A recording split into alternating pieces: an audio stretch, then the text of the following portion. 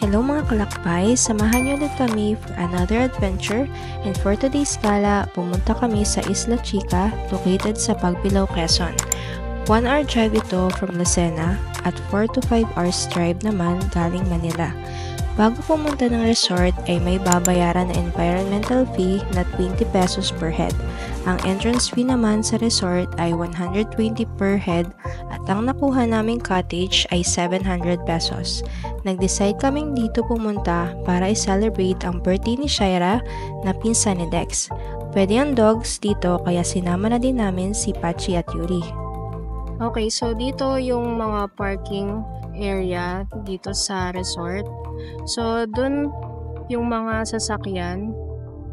Tapos, dito sa part na to, sa gilid, dito naman yung mga motor. Tapos, dito naman sa may side na to, may tindahan dito, mini store. So, tingin ko may nagbebenta dyan ng yelo, uling. Tapos, ayun, mayroon din atang mga drinks na tinitinda. Tapos, dito naman sa side dito, yan. So, dito, magpifill up ng form. Diyan din magbabayad. Tapos, papapifill upan lahat ng mga kasama dito sa papasok sa resort. Dito may nakalagay, beware of falling coconuts and fronds. Hindi ko alam kung ano yung fronds, pero ayan. Para sa mga magte-tent, make sure na lang na yung location nyo, wala siyang coconut para walang mahuhulog. Tapos, beware of jellyfish daw. The guest should swim only inside the net to avoid jellyfish sting.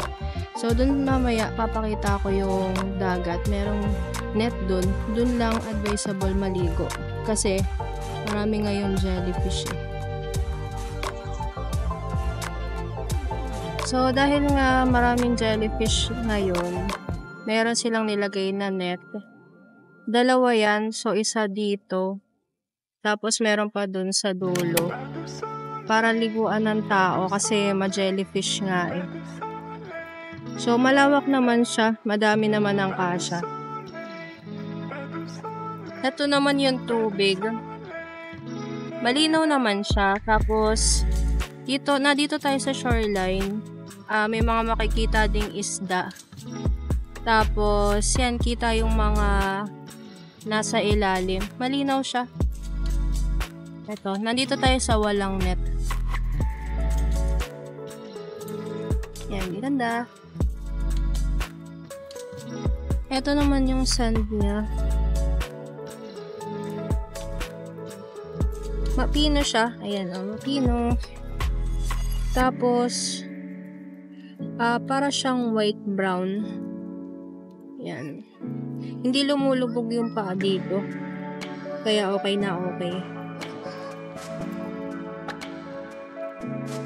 Nagpa-reserve kami ng cottage sa Facebook page ng Isla Chica dahil Saturday kami pupunta at expected na naming madaming tao. Mas magandang 2 weeks before mag-book ng cottages or room, lalo na kung weekend, dahil mabilis sila mag-fully book. Buti may nakuha pa kaming isang cottage. May nakita din pala kaming tindahan dito, malapit sa cottage para siguro mas mabilis makabili ang mga tao.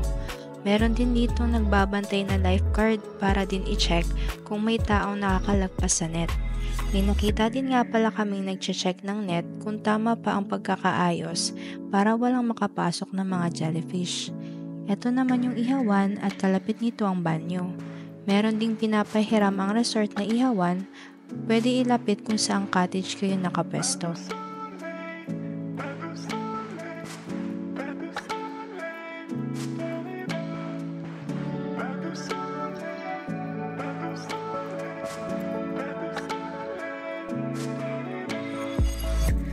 Oh, kaway-kaway naman dyan. Hi! Hello! Hello! And we're here at saan nga ito? Isla Chica. Ito yung mga kasama ko. Ayan sila. Ito ang Isla Chica. And andito tayo sa magandang spot to take a picture. Here is the view. Isla Chica. And let's go.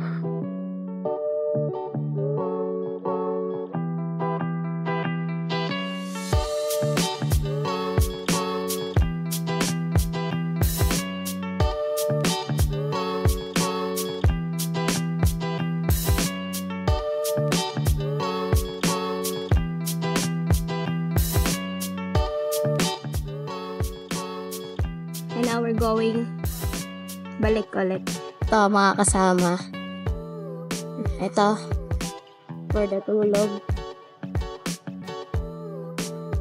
Here. Look at yourself. I'm vlogging. I'm sleeping. Yes. Look at the dogs. They're tired. And may makikita po tayo masasaksihan.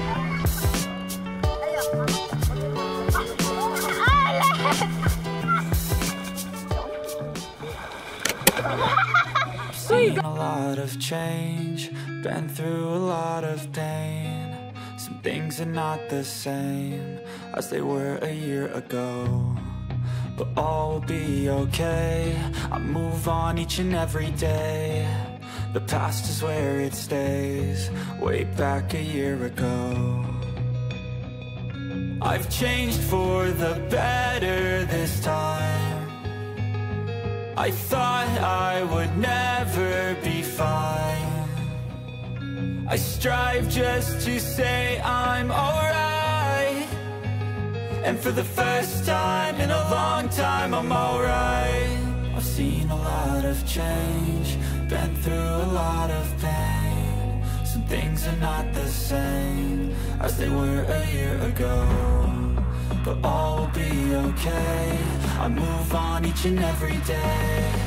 The past is where it stays, way back a year ago.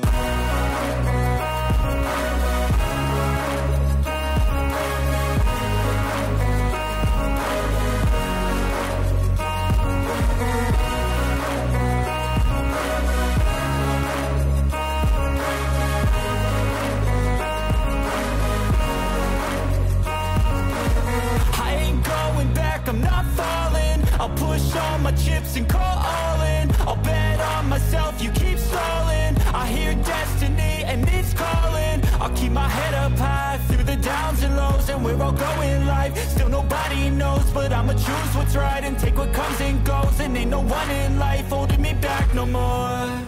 I've seen a lot of change, been through a lot of pain. Some things are not the same as they were a year ago, but all will be okay. I move on each and every day. The past is where it stays, way back a year ago.